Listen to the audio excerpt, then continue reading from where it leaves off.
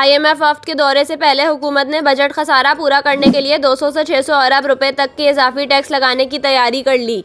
31 जनवरी से 9 फरवरी तक जारी रहने वाले IMF वफ्द से मुज़ाकरात में तय होगा कि कितने नए टैक्स लगाए जाएं और कितने नॉन टैक्स इक़दामात किए जाएं।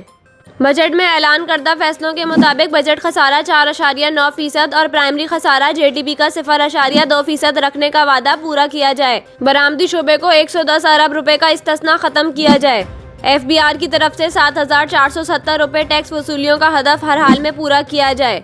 गर्दिशी कर्ज में खातर ख्वाह कमी लाई जाए। पेट्रोलियम लेवी की मद में 855 अरब रुपए वसूली का हदफ पूरा किया जाए। रियासती कंपनियों की कारकर्दगी बेहतर करके इनका खसारा खत्म किया जाए और नजकारी प्रोग्राम पर अमल दरामद किया जाए। डॉलर के मुकाबले में रुपए की कीमत मार्केट के मुताबिक करने और पेट्रोलियम मसनूआत में इजाफे के मुतालबात पूरे हो चुके। डीजल पर लेवी 40 रुपए फी लीटर कर दी गई। अगले माह इसमें मजीद इजाफा किया जाएगा।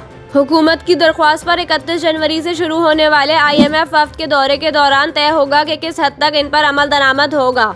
ये दौरा पाकिस्तान के लिए इस लिहाज से मुश्किल होगा कि IMF के मुतालबात को मानना बहुत मुश्किल है, जबकि पाकिस्तान इन पर अमल दरामद करने की पोजीशन में नहीं, लेकिन मुतालबात ना मानने की सूरत में पाकिस्तान को इंतहाई बुरे माली हालात का सामना करना पड़ेगा। IMF ने कर्ज प्रोग्राम की बहाली के लिए मुत्तहिद इक़दामात का मुतालबा कर रखा है। पाकिस्तान को डिफॉल्ट से बचने के लिए हर हाल में IMF प्रोग्राम बहाल करवाना है।